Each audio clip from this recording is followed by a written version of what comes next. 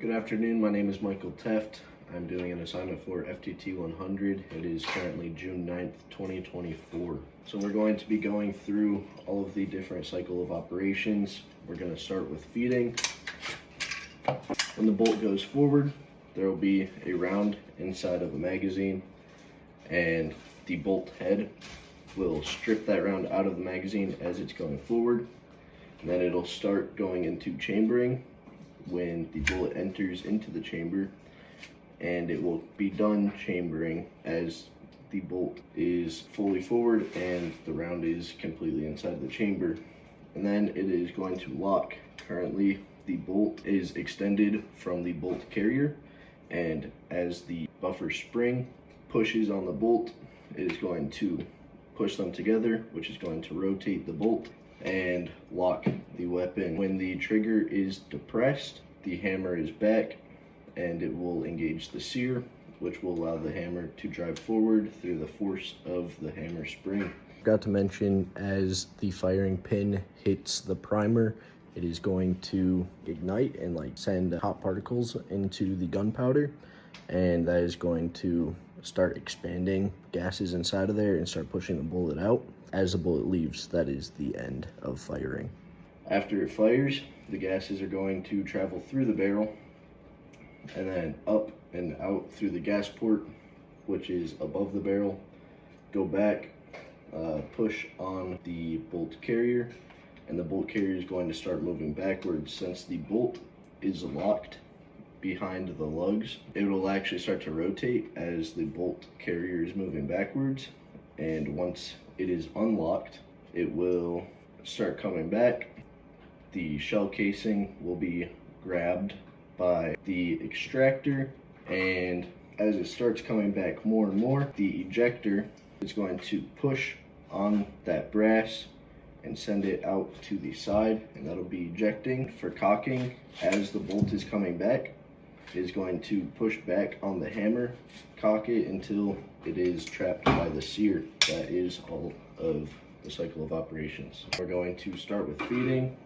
The buffer tube has a spring that is going to push on the bolt as the bolt goes forward. The bolt head is what pushes on the round that is on the top of the magazine, and that'll push it into the chamber. Once it gets inside of the chamber and the bolt is going forward, as it pushes in, you can see that it rotates. And when it rotates, there are lugs inside of there, and that will lock the firearm. After locking, firing, when you pull the trigger while it's on fire, it'll release the sear, the hammer will come forward, and that is going to strike the firing pin, and then that is going to crush the propellant, and that is going to make gases that expand and push the bullet out. When those expanded gases come up and back through the gas tube, since this is a direct gas impingement, it is going to push through here and move the entire bolt back. As it comes back, it is going to unlock by twisting, and then it is free to move backwards. It is going to start getting slowed down by the buffer spring. As it's moving back, the extractor is grabbing onto the shell, and when it gets pulled out, right there's the ejector, that little pin. It's going to push on the casing and send it out. So that'll be the end of ejecting. For cocking, as the bolt moves to the rear, it is going to push the hammer back until it is engaged by the sear. Things that don't play a role, all of these attachments, sights, all that, they're not playing a direct role inside of any of the cycle of operations. You need sights to be able to accurately hit your targets. Attachments such as these help for stabilization. Your stock is for further stabilization. Grip, your safety, all of these, they are just to make it so that you can have a safety and be safe with your weapon. Flip it to fire. That will allow the trigger. Right now on safe, it doesn't move. Fire, it'll allow it to move and actually engage the sear. At the end, I have a compensator that is going to allow those pressurized gases to go up. It helps reduce recoil. None of this stuff is moving, but that holds all the bolt carrier and everything and allows for it to move inside the system. Your release here That's not playing any function, but you need that to drop your magazine. Your takedown pins obviously holds the two receivers together. Charging handle also only plays a role in cocking when the bolt is forward and there's not a round in the chamber. Small parts like these pins, and you're just going to put them inside of some solvent, make sure they get quite wet, and you're just going to let them dry while you're working on everything else. To clean the bolt, I don't have any copper solvent, so I'm just going to be using some CLP. So I'm going to take my CLP, I'm going to put it on, wipe, just make sure it gets wet. Alright, for the advanced procedure, you can take out the extractor. I'm not going to do that here. It's almost a brand new weapon. It's only been fired a few times. For the bolt carrier, you're going to want to use a pretty good amount of solvent. And then for the inside, make sure you get in where the firing pin goes. You can even soak it in there.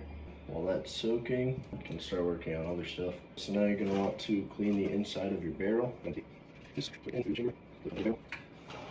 going to pull the patch through 1 or 2 times. So since I have a weapon chambered in 5.56, I'm going to use the 22 caliber brush. I'm going to run that through a couple times as well. And now we're going to take another patch, run this through until it's clean, still using that solvent. I'm going to take some dry patches and run it through until it is no longer wet in there. Then I'm going to take a small amount of accuracy oil and just put a couple drops on it and run it through.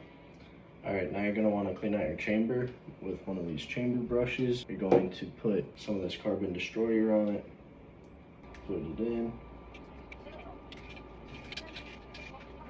I don't have a bench vise, and this is a pretty new weapon, and the springs behind this clamp are too strong for me to pull right now. You take off all of these, right? They just pry off.